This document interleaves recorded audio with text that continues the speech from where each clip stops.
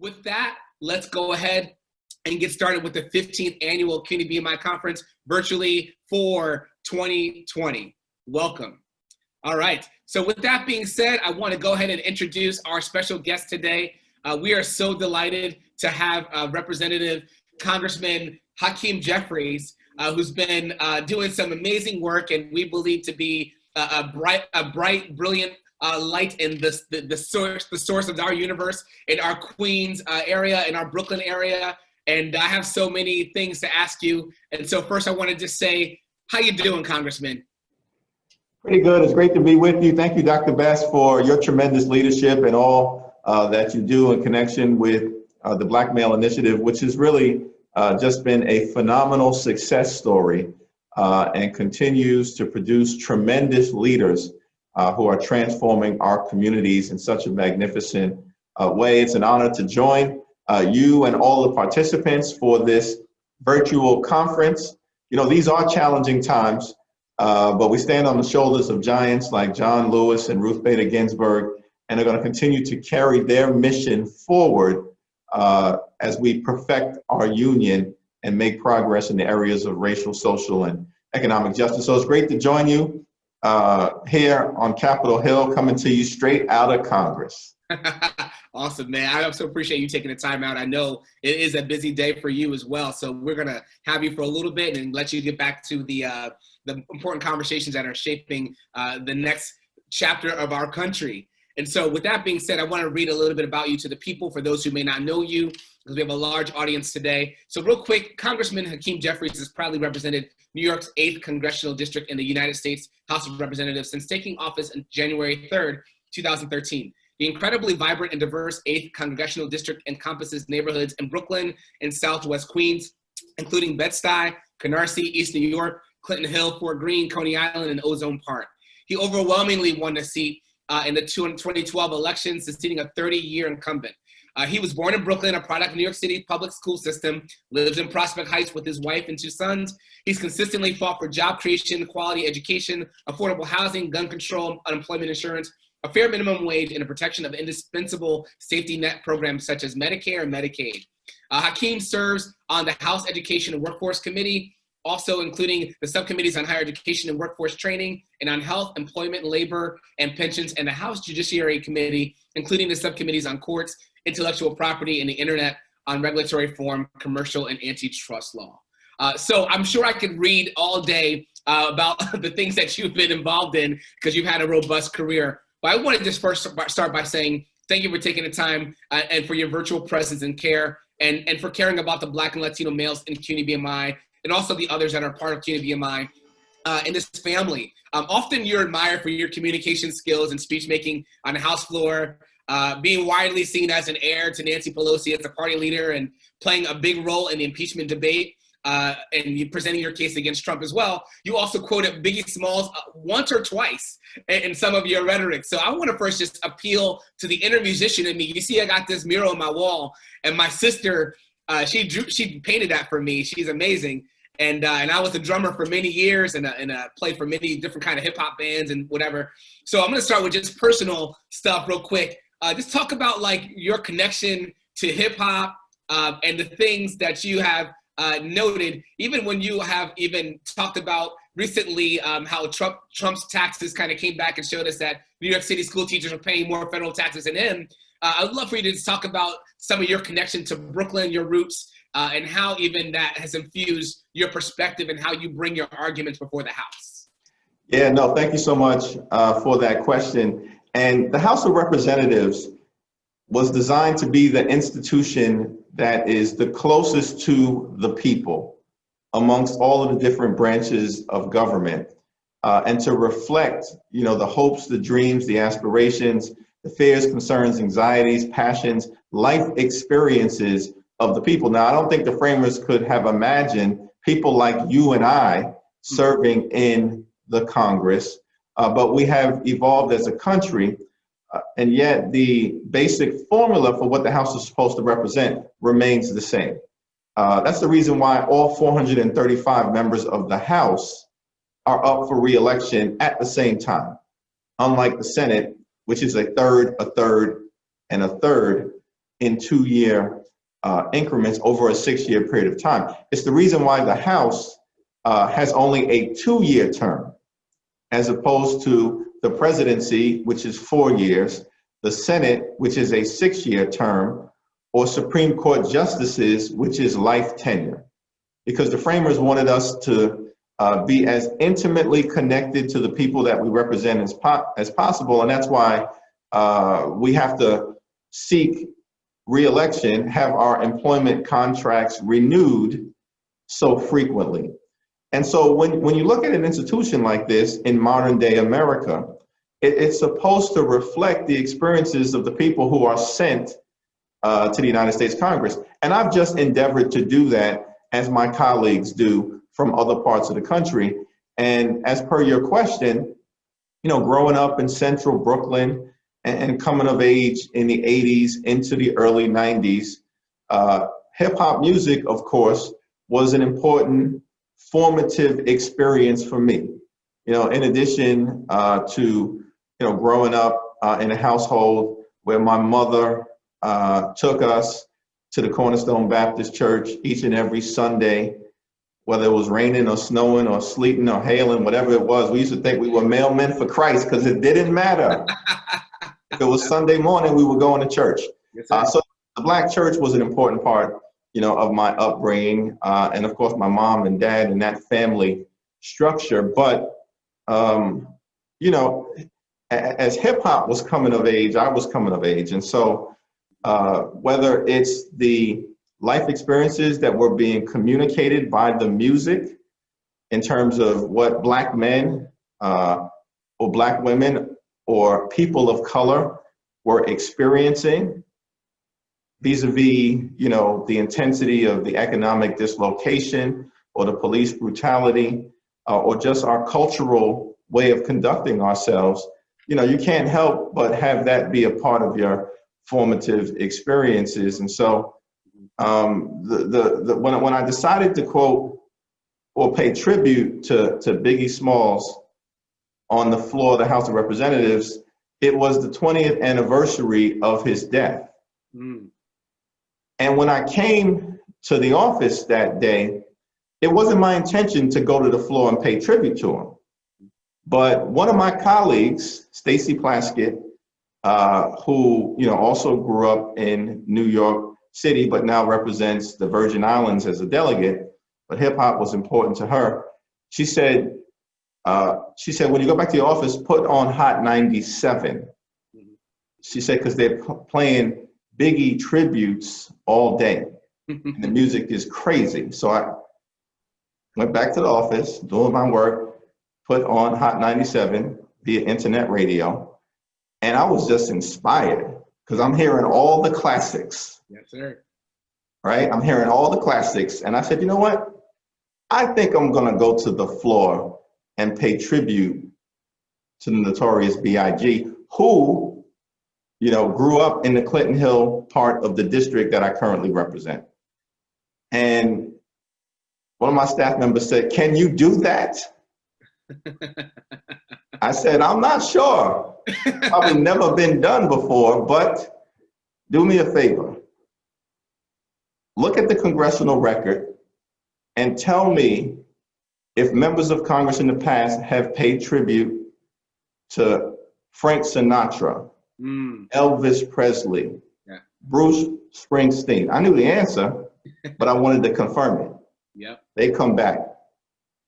Multiple members have paid tribute to all three.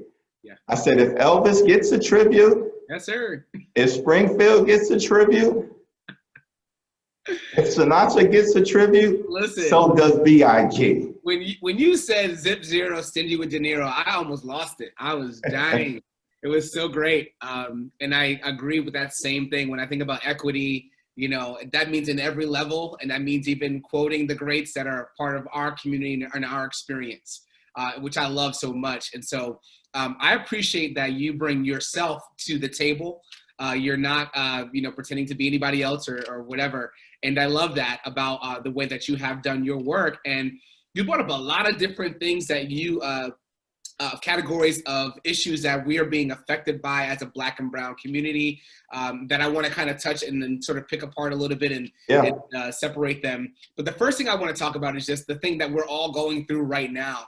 And so obviously COVID-19 has been affecting us. And if you look, I think I heard a stat, and I'm not sure how true it is. I haven't really actually fact checked this, but I heard, I think it was Trevor Noah said, of all the COVID deaths that have happened, literally it means that 1 in 1,000 Black people have been affected, who have been infected by COVID, right, in America, right? And so without extra care and proper supports that we need going forward, it could be 1 in 500 given this next winter in the second wave. And so obviously living in America, we're disproportionately affected by this health crisis that we're in. So I was wondering, like, in your perspective, what do you see as the major challenges that we're facing because of the disproportionate effect? And what do you see as possible areas of support that we can lean on to help ourselves calibrate and make sure that we are surviving this next wave and reducing the numbers and being healthy and having what we need to really make it into 2021 less scathed than we are right now? Yeah, it's a great question. And, you know, we're dealing with both a public health crisis and an economic crisis connected to the COVID-19 pandemic. And the Black community, the Latino community, the immigrant community has been disproportionately and adversely impacted by both. Yeah. And that's because of the underlying inequities that have long existed in society. In terms of the higher infection rates and the higher death rates that we're dealing with, there's several factors. One, we are overrepresented amongst essential employees. And so while many within the city were being asked appropriately to stay home, some wealthy, well-off, and well-connected fled to the Hamptons. But whatever they were doing, folks were at home, while many from our community were helping to keep the city running. Yes. You know, as postal workers or grocery store clerks or first responders or transportation employees. And so they were exposing themselves and then therefore exposing their families, their neighbors, and their friends as they came back home. That's factor number one. And we have to recognize that, you know, it was our communities that helped get New York City through this because of our sacrifice. Yeah. And then we were hit hard.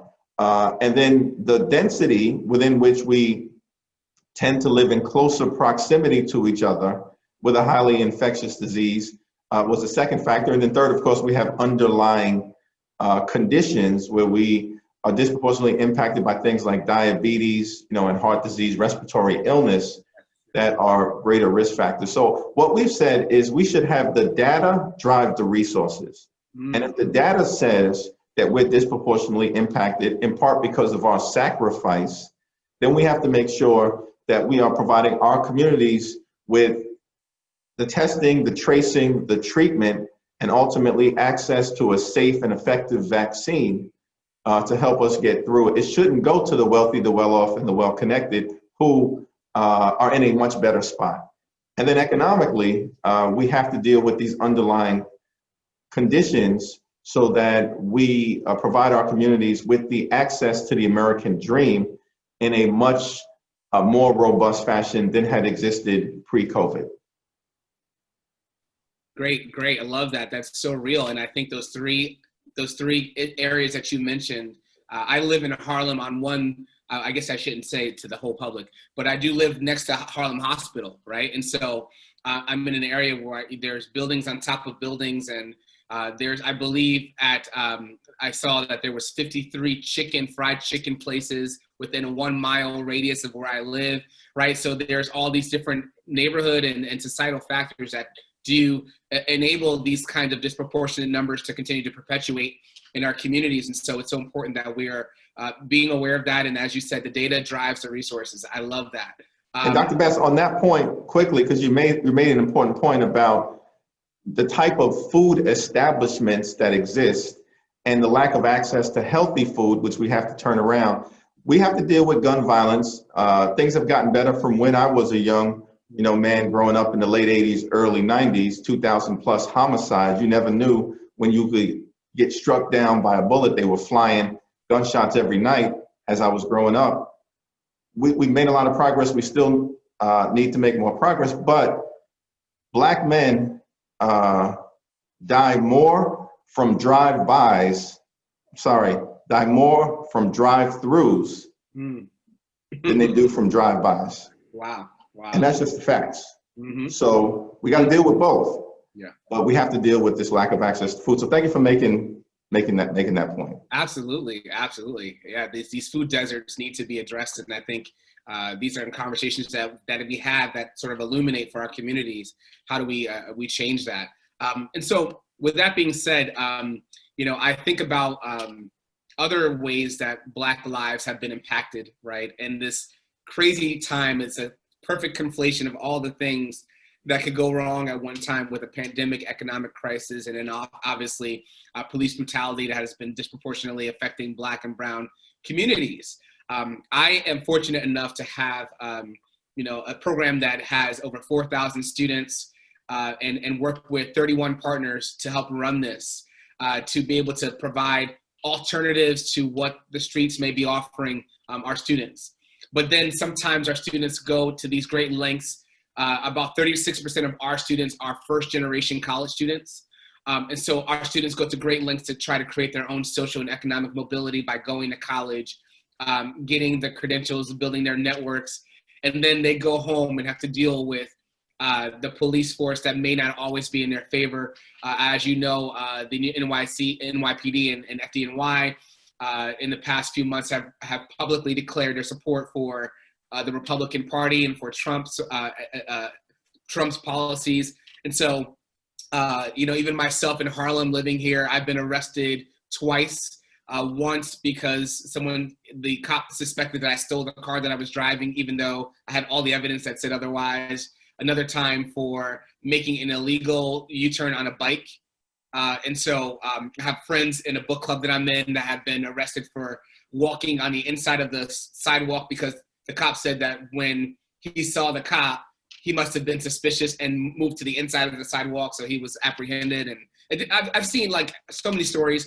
Our students tell me stories all the time, right? So we're dealing with this sort of issue in our society where we are trying to make ourselves experience mobility, but then there's these challenges that face us that sometimes tell us the other opposite narrative, right? And so I know that we don't have you're not gonna give me a perfect answer to fix everything right now, but I know that the Black Lives Matter movement has been pivotal in helping us to figure out how do we peacefully protest and affect change in a local way. And a lot of our young people who are here watching this call right now want to know, from hearing a voice like yours, how do you begin to watch these change happen, and what role can we play in advancing equity and justice when often it feels like it should be our allies that are ones advocating for equity and justice? It seems like some of those people with the privilege and power should be the ones sacrificing to give us what has historically been their power and influence so that we can now have a voice at the table. But we have to play a role too. So what role do we play in this Black Lives Matter movement? And what do you see as like some small steps that we can take as 18-year-old, 25-year-old BMI students or anyone who's watching to be able to start to make local change that will eventually effectuate positive change in our communities? Yeah, a very important question and narrative that you laid out. The two pillars of our democracy, I believe, are protest and vote. Protest anchored in, the First Amendment, freedom of speech, freedom of assembly, freedom of expression, the right to gather, peacefully protest, and demand change, petition your government is a reason why it's the First Amendment, right? It's part of the DNA and fabric of our democracy. That's an incredibly important pillar. And, I encourage young people to continue to allow your voices to be heard, as has occurred. And the Black Lives Matter movement has facilitated that in such a phenomenal way, in many ways led by young Black women and men, joined by allies of every race. And that's been a powerful thing to see. But we can't ignore the second pillar, which is vote, at every level of government, because the things that you are protesting for, the things that you are demanding change around, the things that you are petitioning the government in connection with are much more likely to occur if the people who are in office at every level share your values.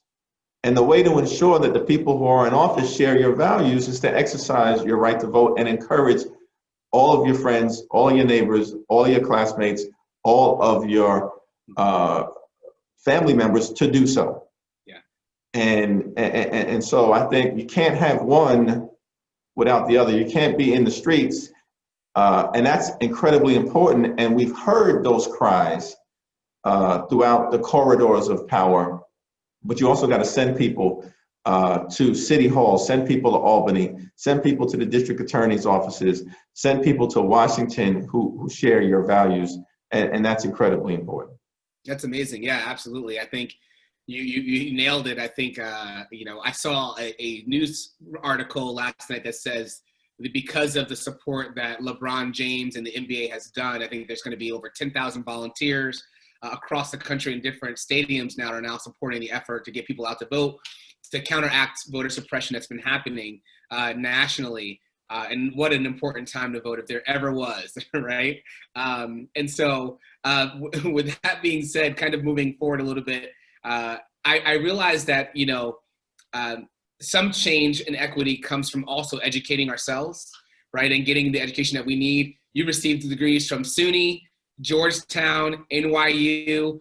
So clearly education has been important to you. Can you talk about the role education has played in advancing your own social and economic mobility? And specifically for the Black male, why is that an important factor for you, and how should our students look at education to provide opportunities that they might want to have in the future? Yeah, as a graduate of Binghamton University, having spent time and graduated from a SUNY college, I consider myself to be, a public university cousins of all of the SUNY CUNY students, I should say, who are watching us. And so traveling along that journey, which you all are doing right now, is incredibly important. It was incredibly important to me. I think Frederick Douglass once said, "It is easier to build strong children than it is to repair broken men." And he was talking about it in the context of making sure that all of our children, young men and women, get a high quality education to allow their aspirations, their goals and their dreams to be able to come to fruition. Because all of you have the talent and the intellect and the brilliance to achieve whatever it is that you want to achieve, but the education helps you bring that to life. And certainly that was the case for me. I went on to go to graduate school in public policy, and then ultimately I come back home to NYU to get a law degree. And I knew I always wanted to use my law degree to help bring about change in some way, shape, or form, and to use the education that I had received in the art and science of the law to advocate on behalf of my community. Turns out that I wound up going into public service through the legislative lane, first the assembly and here in Washington, but it was the critical thinking skills that I had acquired in college as a political science major, and then ultimately through graduate school into law school that have helped to shape, how I approach advocacy now on behalf of the communities that I'm privileged to serve in Brooklyn and Queens. That's awesome. Just a couple quick hitter questions. Were you one of the first to ever get a law degree in your family? It's a great question. I have a few distant cousins who were lawyers, but I had no knowledge of the fact that they were lawyers until after I had become a lawyer. Yeah. And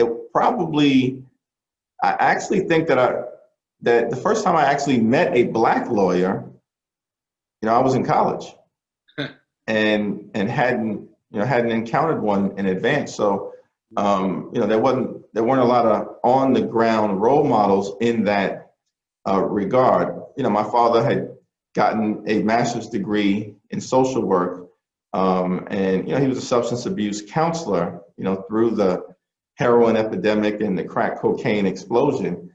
So he was really on the ground utilizing his social work degree in that capacity. But certainly in my immediate family, I was the first one to go to law school. Sure, sure. And by no means am I saying that that's the only way, law school, being a doctor, whatever, is the only way to success. When you find your lane, you stick with your lane and do what you got to do.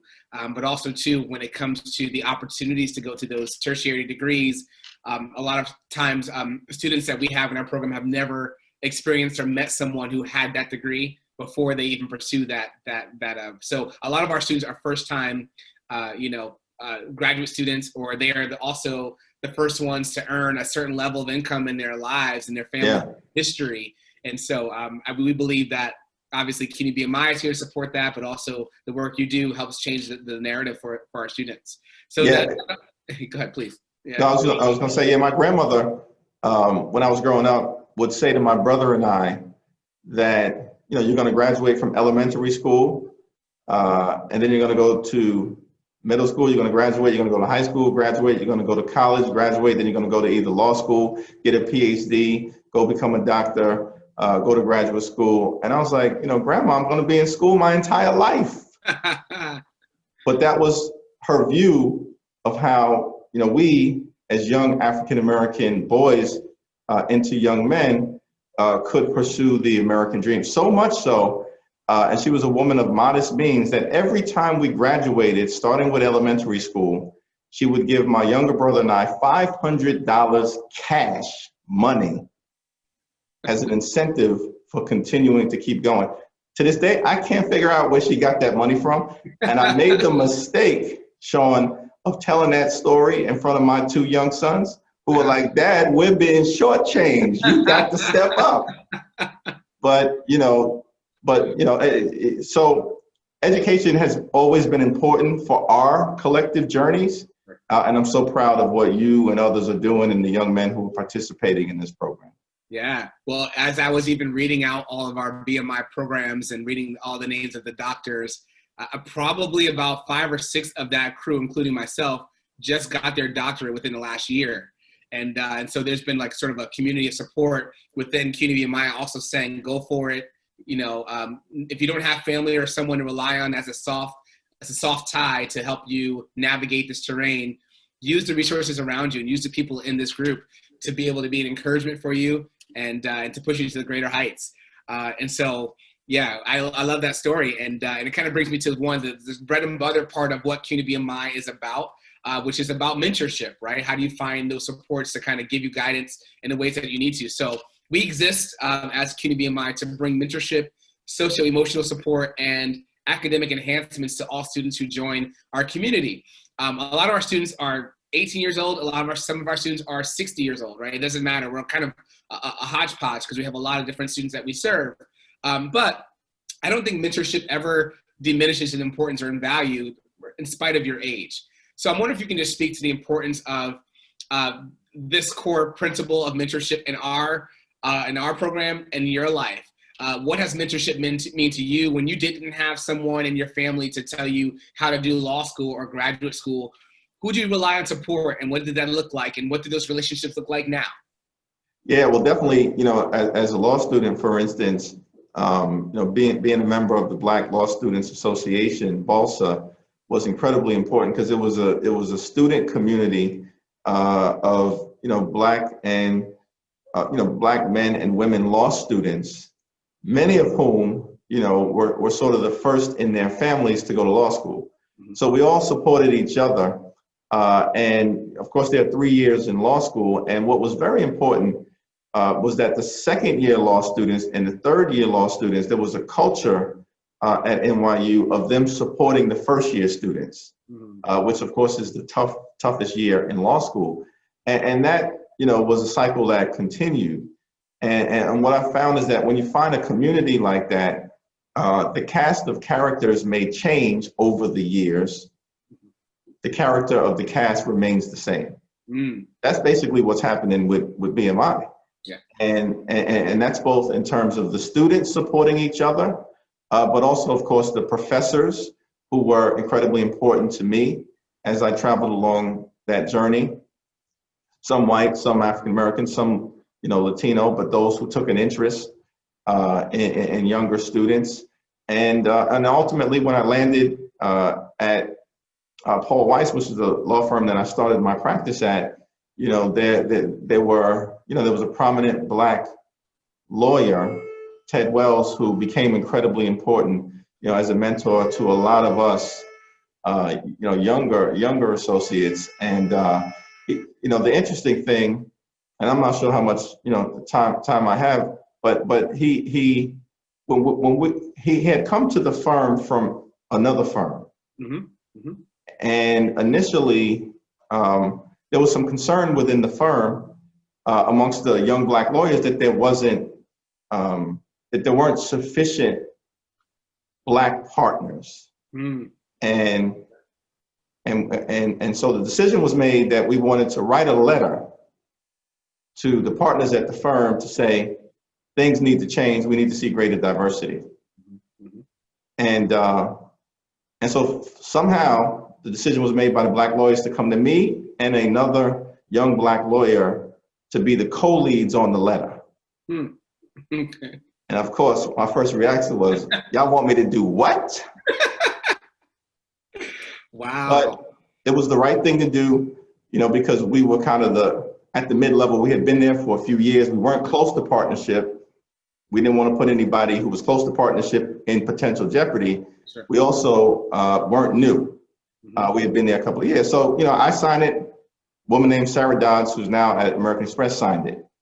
And it was well received, but you didn't know how it was going to be received. Oh, yeah. Right? And so Ted Wells somehow then gets to the firm, this prominent Black lawyer, and everybody's amazed, and it was already in the works. But I get a call from his secretary, said, Ted Wells wants to see you.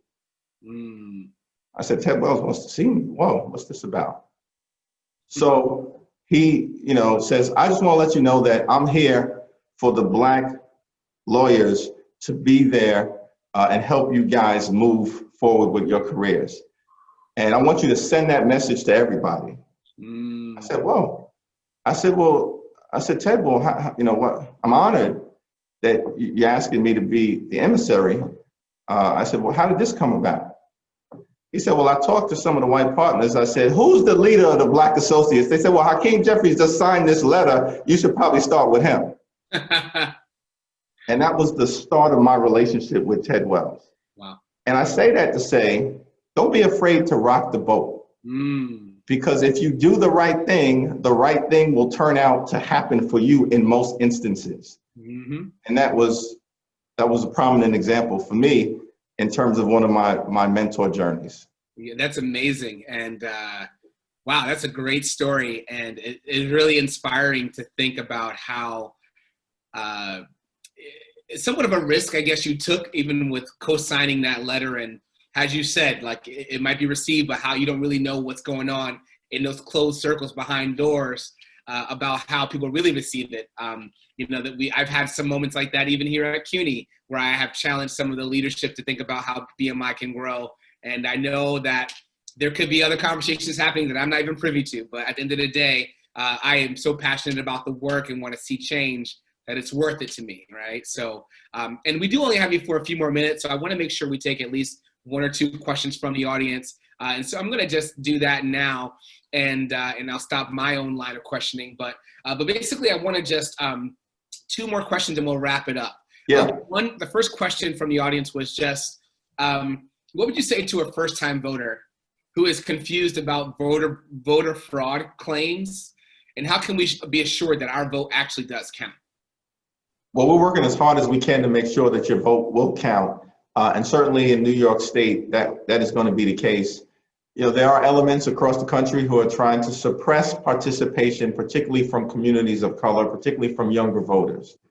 And there's a reason why that's happening, because they know that if you participate, society is going to change. Mm-hmm. And they are trying to maintain the status quo. Mm-hmm. But as Michelle Obama said, make sure you have a plan.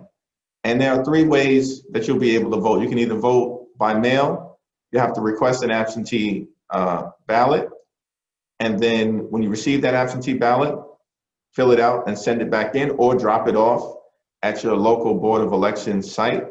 But there are two other options. You can early vote, and sites will open at about 10 days prior to the election, and will be open every day through the Sunday before the election, which will be November 1st.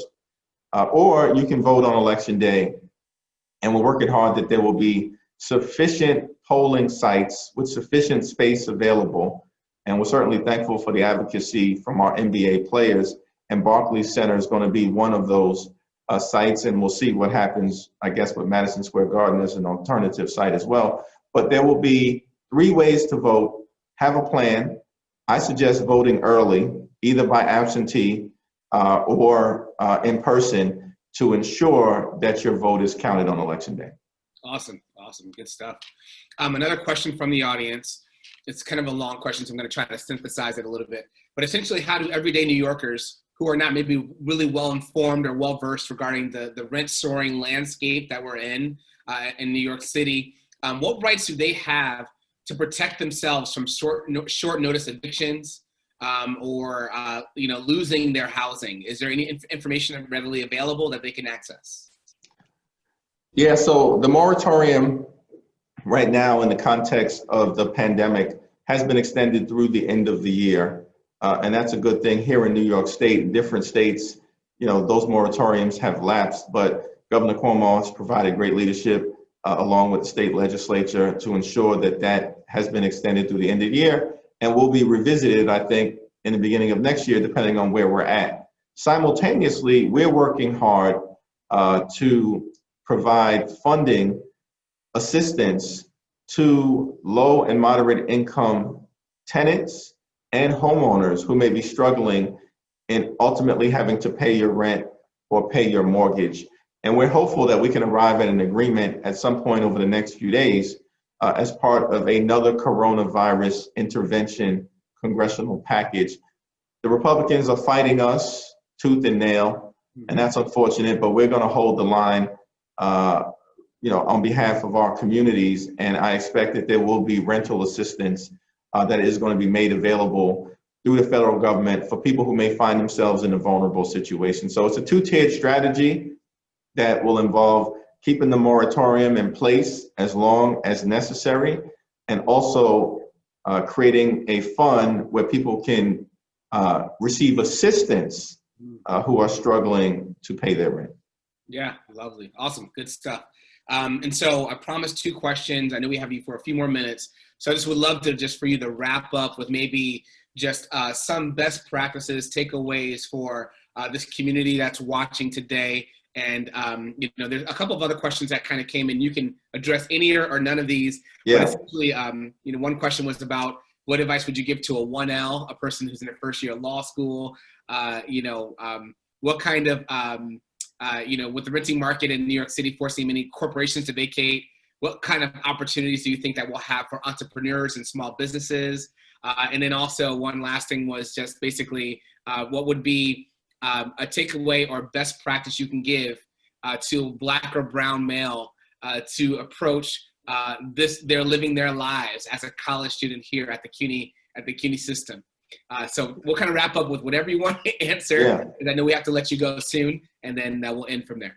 Well, this has been a great conversation. I look forward to continuing to stay, in close contact with you and with the initiative, because it's so critically important, and, so proud of all the people who are participating as students, and of course, thankful for the service of all of the professors and mentors and leaders in connection with this, with this initiative. In terms of the 1L student advice, I think it's just stay in your books and pour your heart and soul and everything you've got into your first year.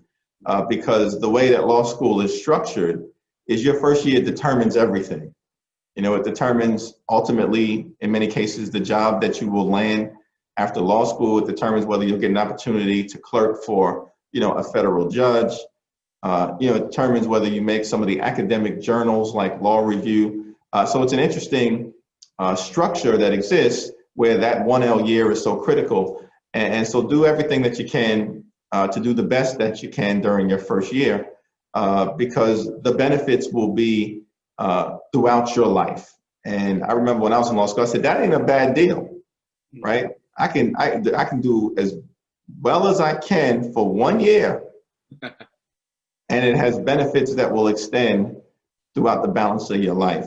So, you know, that's critical. In terms of entrepreneurial activities, certainly we want to do more to create access to capital and to the ability to be a successful entrepreneur, to start a business that has been a heart and soul, part of the heart and soul of our economy for a long period of time. And we, as you know, entrepreneurs within our communities often don't get the same opportunities as others. I think there's going to be a concerted effort, certainly by the Congressional Black Caucus, to change that landscape, you know, post-pandemic. We're really dealing with a few different periods of time. I've called it BC, right, before COVID. Right now we're in purgatory, and we're doing everything we can to get to AD, after Donald. And when we find ourselves in AD, you know, we're going to focus on this entrepreneurial opportunity initiatives in a big way. And lastly, I'll just say, for everyone who is traveling along this journey, what I found is that, you know, Churchill, I think, once said that success is not final, failure is not fatal. All that matters is the courage to continue.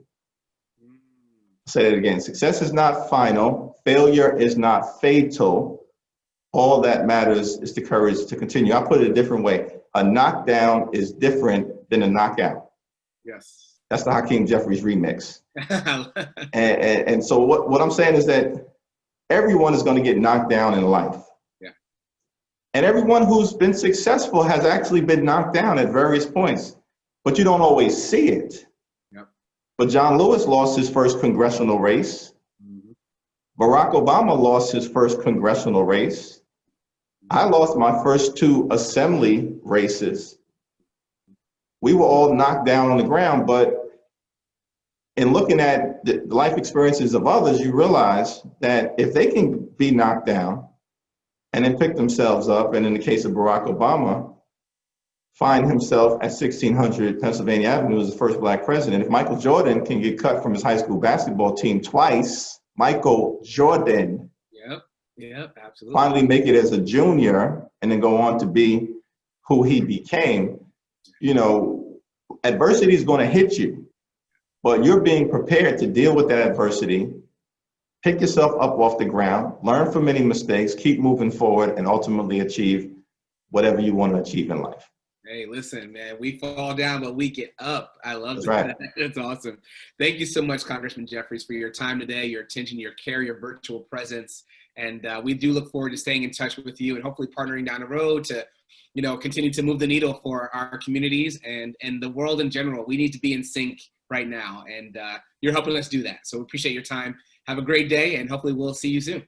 Dr. Best, appreciate it. Look forward to staying in touch. All right, my pleasure. Take care. Bye-bye.